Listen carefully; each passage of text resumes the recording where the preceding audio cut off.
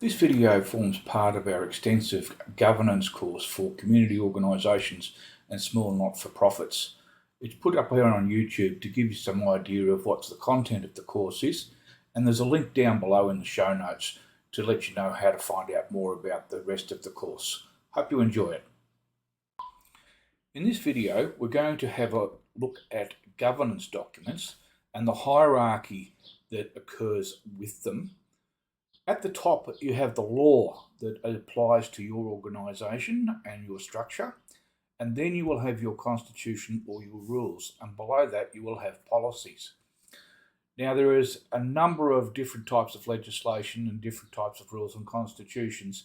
So for the purpose of this video, I'm going to be referring to incorporated associations within the Victorian jurisdiction in Australia. So as I say, at the top is the law, and then your rules are below that. And if a conflict arises between the rules and law, well, then obviously the law takes precedence. And if you take that a step further, you can even go the difference between federal and state laws. Federal law takes precedence over state law.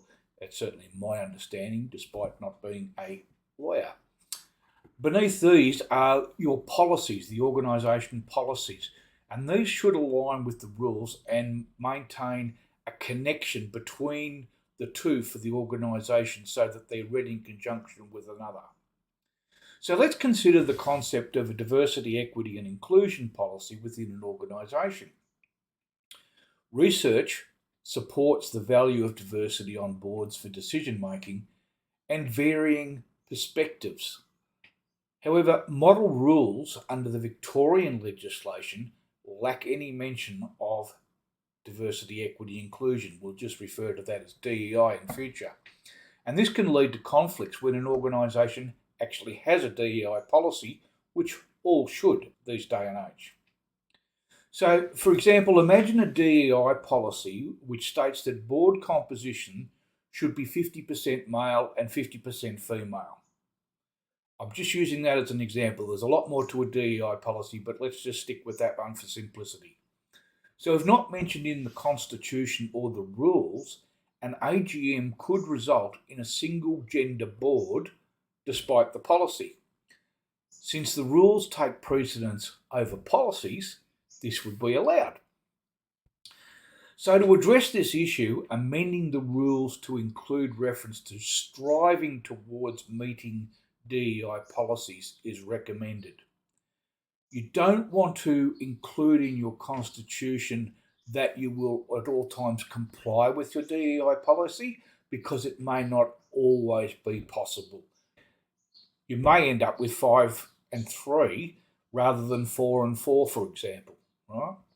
So by including a clause that talks about that, ensures adherence and awareness of the DEI policy whenever possible. So, for example, you could include a clause that says, with regard to the appointment of board or committee members, the organisation will at all times strive to meet the requirements of its diversity, equity and inclusion policy, or something similar to that.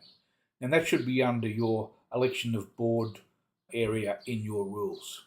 So any amendments to the rules, of course, require a special resolution and then submission to the relevant authorities. And in Victoria, that's the Consumer Affairs, and it also involves a fee to change your rules. Now, those processes may vary with your rules, and they also may vary with your jurisdiction, so you'll need to check them out. So, although full compliance may not always be achievable, striving for alignment with the policy remains crucial. As I say, it's about striving, because if you include a clause that says that you will comply with your DEI policy, then that can put the organisation in a very difficult position because they won't be able to fill vacancies on the board. So make sure that you build in a degree of flexibility and that you always strive to comply. Now, there is a sample policy that I've prepared that you can download. If you have a DEI policy within your organisation, compare it to the sample policy that's been made available. And if you don't have one, have a look at the sample DEI policy and consider implementing it if it suits your organisation. Cheers.